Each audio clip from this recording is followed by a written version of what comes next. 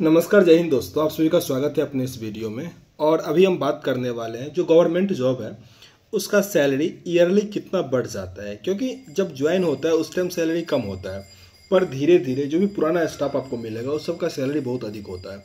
तो ये कैसे होता है उसी पे अभी हम पूरा डीपली बात करने वाले हैं, क्योंकि बाहरी लोगों को ये पता नहीं चल पाता है। तो देखिए, गवर्नमेंट जॉब तो पहले एट फर्स्ट 3 टाइप का हो गया। एक होता है सेंट्रल, दूसरा स्टेट और तीसरा पीएसयू। पीएसयू मतलब पब्लिक और गवर्नमेंट दोनों का होता है। जैसे आपको बैंक दिख जाएगा, बैंक है, पोस्ट ऑफिस है और भी कुछ कुछ ऐसा है। पोस्ट ऑफिस तो कहीं गवर्नमेंट का भी है। खैर देखिए, तो सबका जो सैलरी बढ़ता है ना, वो प्रोसेस लगभग एक होता है, पर सेंट्रल में सब फैसिलिटी होता है, सब कुछ होता है। तो इसी पे अभी हम बात करने वाले हैं, ताकि आपको सब कुछ पता चल जाए कि स्टेट सबका भी कैसे क्या बढ़ता है। तो देखिए, पहले सब कुछ समझिए कि सैलरी में क्या सब होता है। तो एक होता है बेसिक पे। बेसिक पे सुनते होंगे, पे कमीशन क्या आएगा, कब आएगा, ये सब चीज़। तो पे कमीशन जो आता है तो वो बेसिक पे को बढ़ा देता है। पहले टर्म सब समझ जाते हैं। फिर एक होता है डीए। डीए का बहुत चर्चा होते रहता है हमेशा। डियरेंस अलाउंस, ये क्या होता है? महंगाई भत्ता। जो महंगाई बढ़ रहा है ना, उस हिसाब से ये बढ़ता है। आगे होता है टीए, ट्रेवलिंग अलाउंस। एक ट्रैवलिंग अलाउंस फिक्स होता है और दूसरा होता है कहीं अगर आप जाते आते हो तो उसके लिए भी बढ़ता है, तो वो एक अलग चीज़ है। अभी हम एक बेसिक चीज़ की बात कर रहे हैं। फिर एक होता है एचआरए, हाउसिंग रेंट अलाउंस। ये भी वैरी करता है, अलग अलग होते हैं। मतलब मेन ये 3 चीज़ मिलता है। फिर आप ऑफिस काम से कहीं जाते हो, वो सब चीज़ अलग है। बच्चे का पढ़ाई का, उस सब का हम सैलरी में नहीं काउंट करते हैं। ठीक है। तो देखिए, बेसिक पे क्या होता है। अब अभी अगर हम बात करें, जो पे कमीशन आया था 7th पे कमीशन, यानी 2016 में जो सैलरी हुआ था 7th पे कमीशन के अकॉर्डिंग हुआ था, वही अभी तक चल रहा है। अब आगे आएगा 2026 में।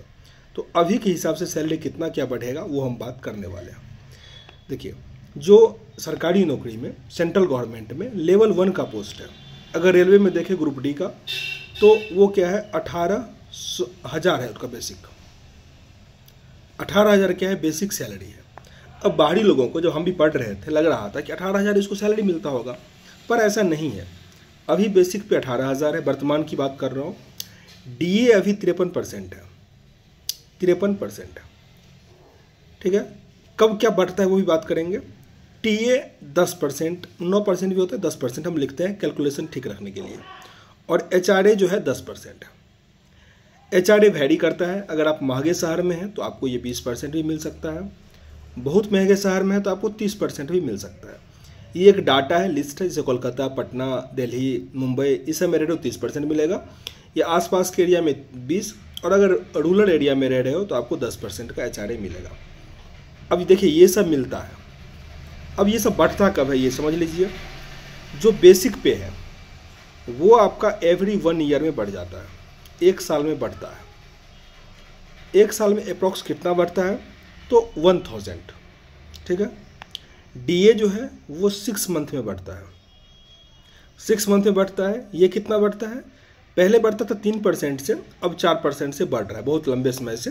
तो इसीलिए थोड़ा गड़बड़ चल रहा है। ठीक है, इसलिए लोग हल्ला कर रहे हैं। टीए 10%, एचआरए इतना ही रहता है। अब देखिए सैलरी बढ़ता कैसे है। पहले इस सबको हम जोड़ते हैं कि सैलरी कितना हुआ, कितना, अगर इस हिसाब से वर्तमान सैलरी की काउंट करें तो कितना आता होगा। तो देखिए, 18,000 तो बेसिक सैलरी हुआ, 18,000। उसमें आपको डीए 53%, तो 18 को क्या करेंगे, 53 से मल्टीप्लाई करेंगे। ठीक है। तो कितना हो जाएगा, 18 को 3 से करेंगे तो 54 हो जाएगा, और 18 को 5 से करेंगे तो 90। ठीक है। यहाँ पे 4, 5, 9 और एक 0 आ जाएगा। ठीक है, क्योंकि 0 है। तो ये सैलरी है आपका 9,540। टीए 10% हमने लिए 1800, देखिए कहेंगे 1700 भी है, तो एक रफ फिगर के लिए 1800। एचआरए भी 10% ही ले रहे हैं, कम से कम की बात कर रहे हैं, तो 1800। अब इसको अगर हम जोड़ दें क्या हो जाएगा, 0, ये हो गया 4, 8, 8, 16 और 5, 21, बच रहा है 2, 8, 2, 10, 8, 9, 1, 10, और इधर भी क्या हो जाएगा 10, और ये हो जाएगा 3, यानी 30,140 अभी जिनका सैलरी है। अभी आपका मंथ कौन सा चल रहा है, दिसंबर महीना आ गया है, 2024 की हम बात कर रहे हैं, जो रिकॉर्ड कर रहे हैं ये है। अब देखिए, दिमाग में ये आएगा कि 1 साल के बाद सैलरी कितना बढ़ेगा। देखिए, अगर हम बात करें कि नेक्स्ट जुलाई की ही बात करेंगे कितना बढ़ जाएगा। देखिए उस टाइम आपका ये जो है 1 ईयरली बढ़ जाएगा तो कम से कम मैंने कहा 1000 बढ़ जाएगा, यानी उस टाइम इनका बेसिक जो रहेगा वो क्या होगा 19,000 रहेगा, 19,000 रहेगा। डीए जो है 6 महीने पे बढ़ता है तो एक साल में 2 बार बढ़ जाएगा, यानी 6% हो जाएगा, 3% और 3%, 6%। मान लीजिए एक बार 4% बढ़ जाएगा तो 7% कर देते हैं, यानी 60% ही हो जाएगा। डीए एक साल के बाद 60% हो जाएगा, जनवरी में 3% बढ़ेगा और फिर जुलाई में बढ़ जाएगा। तो अगर आप 60% निकालो 1900 का, ठीक है, तो यहाँ पे मल्टीप्लाई करते हैं 19 को अगर हम 60 से मल्टीप्लाई करेंगे तो क्या हो जाएगा 1140, यानी 11,400 रुपया, ठीक है। और डीए टीए तो सेम ही होता है, 10% है तो 1900 और एचआरए 1900। इस सब को अगर हम जोड़ दें क्या हो जाएगा 0 0 9 9 18 और 4 22, बच रहा है 2 9 1 10 12 1 13 1 14, बच रहा है 1 और 3, 34,200। यानी जिसका सैलरी अभी 30,140 है वो क्या हो जाएगा 34,200 हो जाएगा एक साल में, 1 ईयर में।